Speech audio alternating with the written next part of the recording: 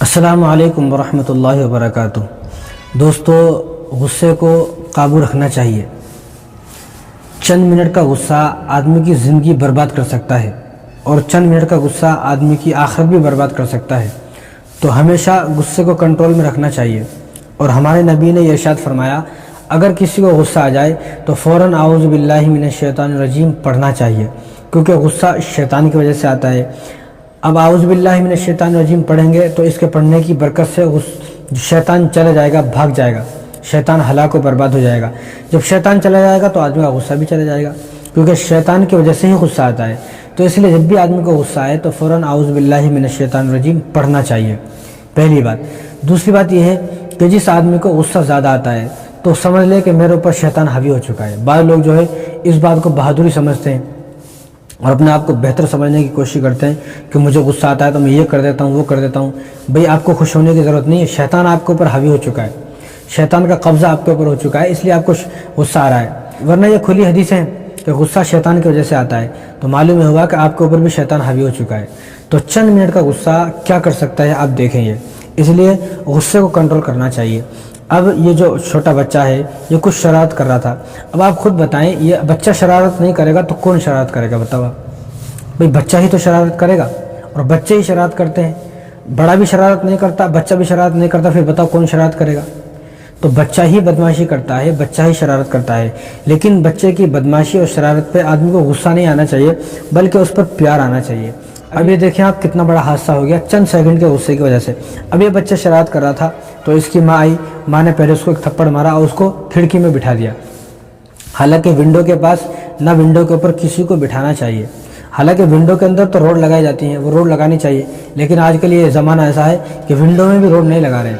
اب ونڈو میں روڈ نہ لگانے کی وجہ سے کتنا بڑا حادثہ ہو گیا۔ یہاں روڈ ہوتا تو یہ بچہ نہ گرتا۔ پہلی بات تو یہ ہے کہ ونڈو میں روڈ لگانا چاہیے، ایسے ونڈو کو ہرگز نہیں رکھنا چاہیے کھلا۔ اب انہوں نے غصے میں آ کر بچے کو پہلے ایک تھپڑ مارا، پھر وہاں پر بٹھا دیا۔ اس کے بعد یہ جو فلور آپ دیکھ رہے ہیں یہ 12ویں منزل ہے، 12ویں منزل۔ اب یہ مکان کتنی منزل کا ہوگا واللہ عالم، تو 12ویں منزل پر یہ لوگ رہ رہے ہیں۔ اب انہوں نے 12ویں منزل کے جو یہ ونڈو ہے یہاں پر ونڈو کے پاس انہوں نے اپنے بچوں کو بٹھا دیا، غصے میں جو ہے ایک تھپڑ مارا، پھر وہاں پر بٹھا دیا۔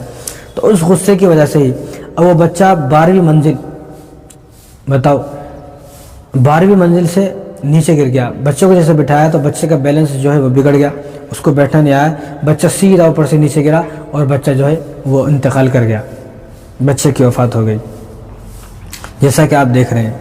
تو غصے کو آدمی کو کنٹرول میں رکھنا، تو غصے کو آدمی کنٹرول میں رکھے، اور حد سے زیادہ آدمی کو غصہ نہیں آنا چاہیے۔ حد سے زیادہ غصہ آئے گا تو پھر اس طرح کے حادثے ہوں گے۔ تو آپ بھی اپنے گھر میں بچوں پر غصہ نہ کریں، اگر زیادہ ہی غصہ آ رہا ہے تو تھوڑا بہت ڈانٹ لگائیں، لیکن ایسا نہیں انہوں نے غصے میں وہاں پر بٹھایا، حالانکہ ان کو معلوم بھی ہوگا، ایسا نہیں کہ وہ آج پہلی مرتبہ گھر میں آئے ہیں، لیکن غصے میں معلوم نہیں ہوا کہ میں کیا کر رہی ہوں۔ تو غصے میں آدمی کو پتہ بھی نہیں چلتا مجھے کیا کرنا ہے کیا نہیں کرنا ہے۔ انہوں نے غصے میں بچے کو اٹھایا اور بچے کو اٹھا کر ونڈو کے پاس رکھ دیا، اس کے بعد بچے کا بیلنس بگڑا اور بچہ جو ہے سیدھا نیچے گر گیا اور بچہ ختم ہو گیا۔ اب چند منٹ کا غصہ، زیادہ دیر کا نہیں، چند منٹ کا غصہ آیا، چند منٹ کے غصے کی وجہ سے اب پوری زندگی یہ عورت روتی رہے گی تو بھی کوئی فائدہ ہونے والا نہیں ہے، زندگی ختم ہو گئی۔ اور ایک بار جو آدمی مر جاتا ہے پھر دوبارہ واپس نہیں آتا ہے۔ کسی آدمی کی اگر یہ اس طرح کی سوچ ہو کہ مرنے کے بعد لوگ دوبارہ آ جاتے ہیں، ایسا نہیں ہوتا ہے، مرنے کے بعد کوئی واپس نہیں آتا ہے۔